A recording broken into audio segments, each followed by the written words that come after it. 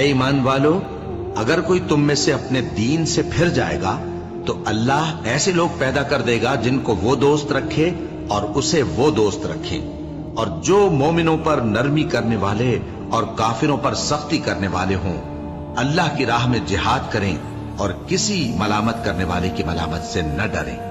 یہ اللہ کا فضل ہے، وہ جسے چاہتا ہے دیتا ہے، اور اللہ بڑی کشائش والا ہے، سب کچھ جاننے والا ہے۔ مسلمانوں، تمہارے دوست تو اللہ اور اس کے پیغمبر اور وہ مومن ہی ہیں جو نماز پڑھتے اور زکوٰۃ دیتے اور اللہ کے آگے جھکتے ہیں،